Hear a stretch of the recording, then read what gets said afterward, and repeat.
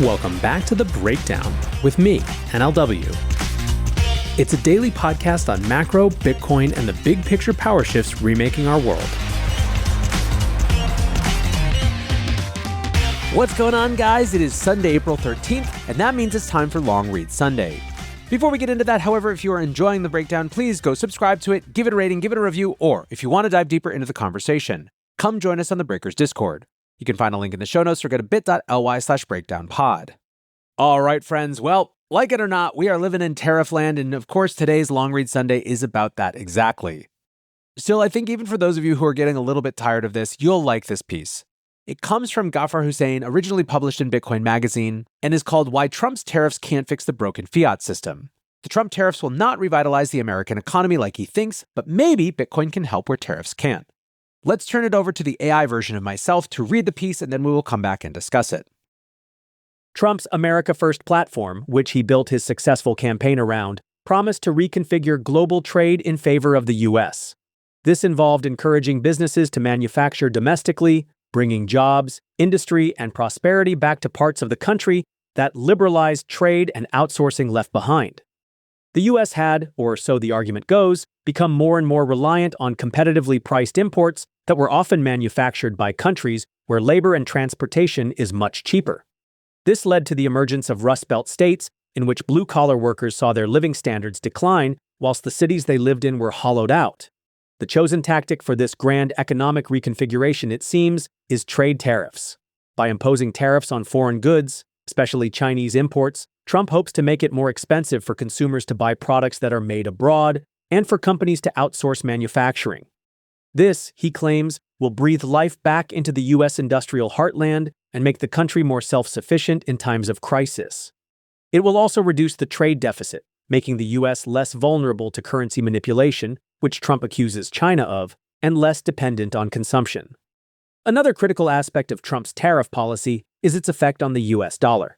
By imposing tariffs on foreign imports, Trump hopes to weaken the dollar since global demand for the dollar will decline as a result. As such, this would make American-made products more competitive in the global market, which, in turn, will boost exports. This, Trump hopes, would provide long-term stability and prosperity for the American economy and reward blue-collar voters who overwhelmingly backed him. However, not only do tariffs have serious economic drawbacks that make their success uncertain, they also fail to address the root cause of the problem. Tariffs are essentially taxes on imported goods, and while they may benefit some domestic producers in the short term by making foreign goods more expensive, they also increase the cost of imports for U.S. consumers and businesses. These higher costs, combined with potential retaliatory tariffs from trading partners, could hurt U.S. consumers who would face higher prices on a range of goods, from electronics to clothing, which would hurt economic growth. In fact, China has already announced a retaliatory tariff of 34%, and they are even considering not enforcing U.S. intellectual property rights, which could have a devastating impact on U.S. businesses. The European Union, as well as India and Turkey, are also preparing countermeasures which will harm U.S. exports. Whilst the USA does have a huge domestic market that the entire world wants to tap into, U.S. businesses are also heavily reliant on consumer markets around the world. Tariffs can have unpredictable consequences since there are so many moving parts, and, as such, they are no quick fix for the economic woes of the U.S. Furthermore, it is not possible to simply revitalize domestic industry overnight after decades of outsourcing. High-quality manufacturing requires significant investment in machinery, skilled workers, and infrastructure, all of which have been in steep decline in the U.S., whilst countries like China have been forging ahead. This gaping chasm cannot be narrowed in a few short years. The increased adoption of automation and AI also means domestic manufacturing is less likely to bring jobs and economic prosperity back to depressed parts of the U.S., since these technological advancements reduce dependence on physical labor. Even if there were suddenly a lot more blue-collar jobs in Rust Belt states, they would not have the desired effect Trump supporters are hoping for. The average salary for a blue-collar worker in the U.S. is around $53,000, which after taxes amounts to around $3,300 a month. The average monthly rent is around $1,750. The average monthly health insurance is around $700. The average monthly food bill is around $350. And, on average, utility bills amount to around $600. In other words, this average salary is barely enough to let a single worker live, let alone raise a family or support a partner. Hello, friends. I am thrilled to share that Ledger is once again partnering and sponsoring with The Breakdown. Many of you know, but for those of you who don't, Ledger is the most secure hardware wallet for your crypto and logins. It's trusted by 7 million users and secures 20% of the world's digital assets. What's more, Ledger is a lot more than wallets. Over the recent years, they've built a comprehensive ecosystem of products and services, all of which are designed to make digital ownership more secure and accessible. You can buy your Bitcoin with Ledger and Ledger Live, and so much more. Basically, not only do they want to keep your assets secure, they want you to be able to do more with them. Ledger's newest devices, the Ledger Stacks and Ledger Flex, introduced the world's first secure touchscreens, making it easier and safer to manage your transactions and assets. Alongside Ledger Stacks and Ledger Flex, the company also launched the Ledger Security Key app, offering a safer alternative to traditional passwords and enhancing your digital security. If you are in this space, you owe it to yourself to at least check out Ledger and their ecosystem, what they have available to you. So thanks once again to Ledger for sponsoring the show. The real challenge facing the U.S. economy can be traced back to a much deeper issue: the decoupling of the U.S. dollar from the gold standard in 1971. Before this, the U.S. dollar was tied to gold, meaning the government could only issue as much currency as it had in reserves. This system imposed natural limits on money supply and kept inflation under control. When President Nixon ended the dollar's convertibility into gold, it allowed the U.S. government to print money freely without any backing, leading to the rise of fiat currency. Fiat currencies are not backed by any physical commodity, which essentially renders them government-issued IOUs. While such a system offers flexibility in the short term, it leads to inflation over time. As more money is printed to fund government spending and cover national debts, the purchasing power of each dollar diminishes. In practice, this means everyday goods and services become more expensive, while wages rarely keep pace with rising prices, making it harder for people to maintain their standard of living. This is why the average blue-collar worker could buy a house, run a car, and raise a family quite comfortably in the 1980s, but cannot do so today. Quantity has a quality all of its own, as the saying goes. What the U.S. really needs is an alternative to fiat and a form of currency whose value is determined by market forces rather than government policies. Such a currency can provide a hedge against the inflationary pressures that have been exacerbated by decades of fiat monetary policy.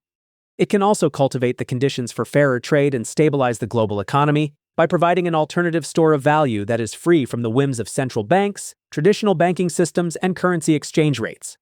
Fortunately, such a currency does exist in the form of Bitcoin. The Trump trade tariffs are unlikely to achieve the desired goals of revitalizing the Rust Belt or solving the deeper systemic problems within the American economy. This is because they do not address the core issue that has led to a decline in living standards, namely inflationary pressures caused by fiat currency and constant money printing. To address these challenges, a fundamental shift in the way we approach monetary policy may be necessary, and in Bitcoin, with its decentralized nature and limited supply, there is now a viable alternative. All right, guys, back to Real NLW here. Now, there are no shortage of armchair quarterbacks, myself included out there, who are talking about what they think about how these tariffs are or are not going to work. I think many of the critiques inherent in this piece are ones that you see across the political and economic spectrum. The concern that U.S. consumers are going to face a higher range of goods, hurting economic growth. The concern that there's going to be tit-for-tat escalation with other trading partners. The big one, which I think is extremely salient, that, quote, it's not possible to simply revitalize domestic industry overnight after decades of outsourcing. To me, this is the one where I see the greatest percentage of people who are sympathetic theoretically with the goals of the Trump tariffs, but who don't think that the particular strategy being deployed is likely to work, even if they wish it would. What's different about this piece, and why I thought you guys would enjoy it, is that it offers an alternative argument for the core root issue. Now, obviously, many people do not agree that the core challenge is fiat currency. This is a very core Bitcoiner belief, but isn't necessarily mainstream in other economic circles. And yet still, the reason that it's a relevant point to share at this moment in time is that if nothing else, the tariff process has absolutely smashed open the Overton window for just how transformative and big policies can be right now.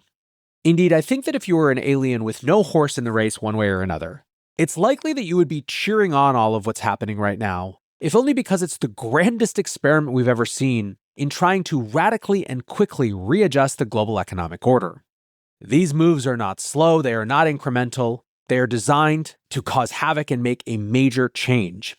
And in that environment, it makes sense that other people would come in and offer their own big radical change visions. Bitcoin has come into this moment better positioned than ever before to be legitimate in these conversations. And I think Bitcoiners have a moment right now to offer this type of alternative take and see if they can't get it into the discourse. I don't anticipate this all of a sudden becoming a mainstream opinion, but everything is going to feel less crazy or at least more realistic than it did just a couple of months ago. And so I'm glad to see these types of think pieces finding their way into the conversation. I'll continue to share the interesting ones as I see them. For now, though, as always, I appreciate you listening. Until next time, be safe and take care of each other. Peace